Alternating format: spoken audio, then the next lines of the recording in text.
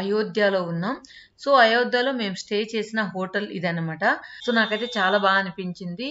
Star hotel range లో ఉందన్నమాట అయోధ్యలో. సో ఇప్పుడు మేము 1 డే ఇక్కడ స్టే చేస్తున్నాం అయోధ్యలో మొత్తం విజిట్ చేయడానికి. సో ఇప్పుడు మార్నింగ్ 7 o'clock అవుతుంది. సో మేము మొత్తం అయోధ్య సాయంకాలం లోపల మొత్తం కవర్ చేసేసుకొని ఇక నైట్ బయలుదేరాలని చెప్పి ఆ ప్లాన్ తో తొందరగా రెడీ అయ్యాం. అక్కడ ఫుల్ హై సెక్యూరిటీ ఉంది. ఈ వీడియో ఎంతవరకు తీయగలుగుతామో అంతవరకు తీస్తానన్నమాట. తర్వాత మేము బస్సులో ఒక దగ్గరకు వచ్చాం. అక్కడ బస్సు అక్కడ దాకా వెళ్తుంది అనమాట, ఆ మెయిన్ రోడ్ లో హైవేలో. దాని తర్వాత వెళ్ళదు. అక్కడి నుంచి ఆటోలు, సో వాళ్ళ ఆటోలంతా ఈ విధంగా ఉన్నాయి. సో ఆటోలో మేము బయలుదేరాం మొత్తం అయోధ్య చుట్టడానికి. ఇక్కడ మనం ఈ ఊర్లో నిజంగా నివసించే వాళ్ళందరూ అదృష్టవంతులు అని చెప్పచ్చు. ఎందుకంటే ఇంత మంచి పవిత్రమైన భూమి మీద వాళ్ళు రోజు అడుగులు వేస్తున్నారంటే నిజంగా చాలా అదృష్టవంతులు అయి ఉండాలి. ఇప్పుడు రామాయణం గురించి మనందరికీ తెలిసిందే, కానీ ఎవ్వరు ఏ కంపారిజన్ చేయాలన్నా, మన భర్తల్ని కంపేర్ చేయాలన్నా కూడా నా భర్త శ్రీరాముడు అని చెప్తూ ఉంటాం. అలా మనకు మనసుకు దగ్గరైన దేవుడు అని చెప్పచ్చు. సో రామాయణం గురించి తెలియని వాళ్ళు ఉండరు, ఈవెన్ చిన్నపిల్లల్ని అడిగినా కూడా చెప్తారనమాట ఏదో వాళ్ళకు తెలిసినంత. కానీ ఈ రామాయణం మొత్తంలో కూడా అయోధ్యలో వాళ్ళు ఉన్న ప్రదేశాలు, వాళ్ళు నడిచిన స్థలాలు, అవన్నీ కూడా మనం ఇప్పుడు నడవబోతూ ఉన్నాం. నిజంగా ఈ పవిత్ర భూమి మీద అడుగు పెట్టినా చాలు మన జన్మ ధన్యమైపోతుంది అని చాలా మంది పెద్దవాళ్ళు అంటూ ఉంటారు. అలాగే ఈరోజు మా జన్మ ధన్యమైంది అనుకోవాలి. ఎందుకంటే ఈ అయోధ్యలో అడుగు పెట్టాం కాబట్టి. ఇక్కడ మనం అవన్నీ కూడా పిల్లర్స్ అన్నీ కూడా ఎంత కళా నైపుణ్యం ఉన్నది అనేది చూద్దాం. తర్వాత మనం టెంపుల్కి వెళ్దాం. ఆ టెంపుల్ చూశాక నెక్స్ట్ మెయిన్ టెంపుల్. ఇన్ని 100 కోట్లు పెట్టి కట్టిన టెంపుల్ వెనకాల ఎంత శ్రమ ఉందనేది మనం ఇప్పుడు చూద్దాం. చూసారు కదా, ఒక్కొక్క పిల్లర్ని తయారు చేయడానికి ఎన్ని రోజులు పట్టింది అనేది నిజంగా వాళ్ళ శ్రమని వెలకట్టలేనిది. ఇక్కడ ఒక్కొక్క పిల్లర్ని కూడా చెక్కడానికి చాలా రోజులు పట్టింది. కొన్ని అయితే జాయింట్ లేకుండా ఒకే స్టోన్ మీద చెక్కినవి అనమాట. సో ఇవన్నీ కూడా అక్కడ మెయిన్ టెంపుల్లో మనం చూడబోతున్నాం. సో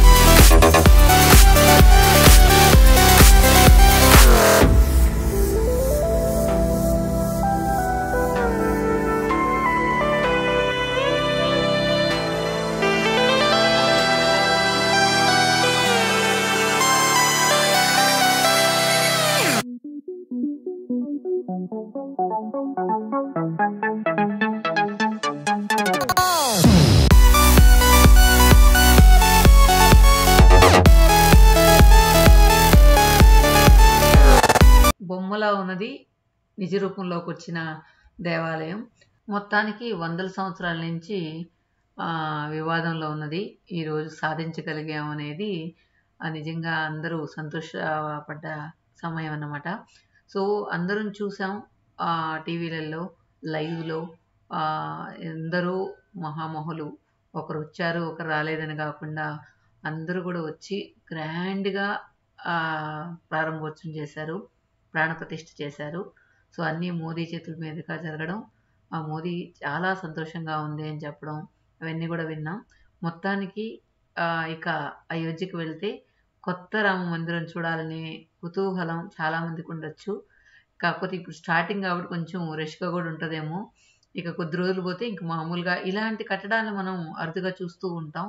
అందులో ఇంత వివాదాస్పదమైంది మళ్ళీ నిలబెట్టడం అనేది నిజంగా చాలా సంతోషదగ్గ విషయం. సో మొత్తానికి డెకరేషన్స్ అయితే అదిరిపోయాయి.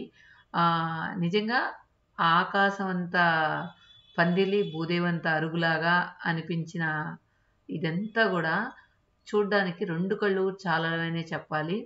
ఎప్పుడెప్పుడు చూద్దామా అని అందరూ ఈ విజువల్స్ చూస్తుంటేనే ఎప్పుడెప్పుడు చూద్దామా అని ఉర్రూతలూగుతూ ఉంటారు.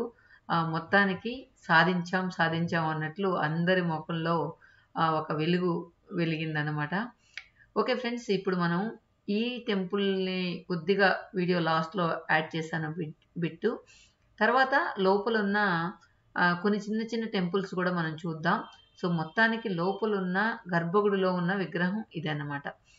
సో ఇప్పుడు ఏంటంటే అలా మనం అయోధ్య వీధుల్లో అలా తిరగొద్దాం. సో అయోధ్యలో ఎక్కడ అడుగుపెట్టినా కూడా రాముల వారు అడుగుపెట్టిన స్థలం కాబట్టి ఏ పక్క చూసినా కూడా మనకు ఆనాటి రోజులు, అంటే మనం రామాయణం కథ విన్నాం కదా, ఆనాటి రోజులే గుర్తొస్తూ ఉంటాయి. సో రండి, మిగతా ఆ ఊరంతా ఎలా ఉంది, ఆ ఊర్లో ఉన్న మిగతా టెంపుల్స్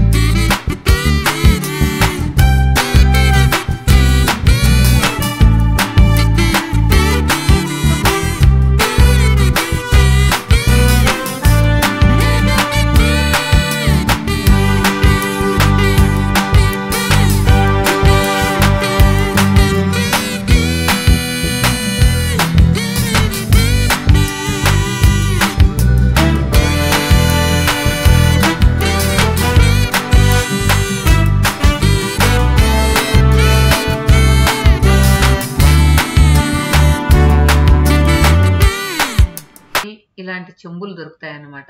సో నిజంగా చాలా బాగున్నాయి. మనం అది వాటర్ పోసుకొని దేవుడింట్లో ఏదైనా పువ్వులు వేసుకున్నా కూడా చాలా బాగుంటాయి. 220 అనుకుంటా ఒకటి. మనకు టెంపుల్ ఎదురుగానే ఉంటాయి.